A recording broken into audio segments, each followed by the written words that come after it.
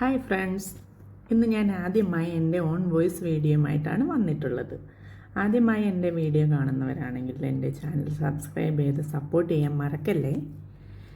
Video കണ്ടതിന് ശേഷം നിങ്ങളുടെ അഭിപ്രായങ്ങൾ പ്രതീക്ഷിക്കുന്നു. ലൈക്ക് ചെയ്യാനും ഷെയർ ചെയ്യാനും കമൻറ്റ് ചെയ്യാനും മറക്കരുത്. ഇനി വീഡിയോ കുറിച്ച് ഇപ്പോൾ തന്നെ നിങ്ങൾക്ക് മനസ്സിലായി കാണും ഇതേതാണ് സ്ഥലമെന്ന്. എങ്കിലും പറയാം, ഇതാണ് സമ്പ്രാണിക്കുടി ഐലൻഡ്. ഇത് കൊല്ലം ജില്ലയിൽ അഷ്ടമുടിക്കായലിൻ്റെ തെക്കേ അറ്റത്താണ് സ്ഥിതി ചെയ്യുന്നത്. നമ്മളെല്ലാവരും എപ്പോഴെങ്കിലും പോകണമെന്ന് ആഗ്രഹിക്കുന്ന തരത്തിലുള്ള മനോഹരമായ കണ്ടൽക്കാടുകളും ശാന്തസുന്ദരമായ കായലും അതിനോടനുബന്ധിച്ച് കടലും ചെറിയൊരു ബോട്ട് യാത്രയും കെട്ടുവെള്ളത്തിലുള്ള സവാരിയും എല്ലാം കൂടെ ഉൾപ്പെട്ട ഒരു മനോഹരമായ ഡെസ്റ്റിനേഷനാണ് സമ്പ്രാണിക്കുടി ഐലൻഡ്.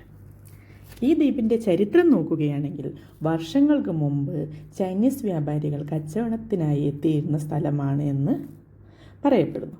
അവർ വന്നിരുന്ന കപ്പലുകൾ ഇവിടെയാണ് നങ്കൂരമിട്ടിരുന്നത്. ഈ കപ്പലുകളെ ചമ്പ്രാണി എന്നാണ് പറയപ്പെട്ടിരുന്നത്. കാലക്രമേണ അതിൻ്റെ പേര് സമ്പ്രാണിക്കുടി എന്നായി മാറി.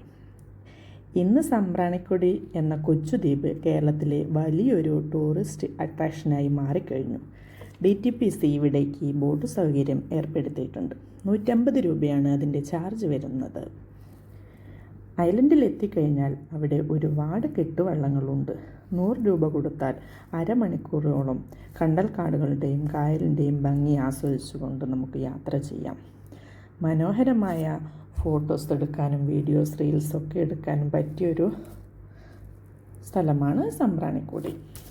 ഈ ഫാമിലിയായിട്ട് പോകുമ്പോൾ കുട്ടികൾക്കെല്ലാം വളരെയധികം ഇഷ്ടപ്പെടുന്ന ഒരനുഭവമായിരിക്കും. വെള്ളത്തിൽ കളിക്കാനും ചാഞ്ഞു കിടക്കുന്ന മരങ്ങളിൽ കയറി ഫോട്ടോ എടുക്കാനൊക്കെ സാധിക്കും. ആഴം കുറഞ്ഞ സ്ഥലത്തുള്ള നടത്തം വളരെയധികം ത്രില്ലിങ് എക്സ്പീരിയൻസ് ആണ്. രാവിലെ 9 മണി മുതൽ വൈകിട്ട് 5 മണി വരെയാണ് ടൈമിംഗ് ഏർപ്പെടുത്തിയിട്ടുള്ളത്. ശീതളപാനീയങ്ങളും ലഘുഭക്ഷണങ്ങളും അവിടെ ലഭിക്കും.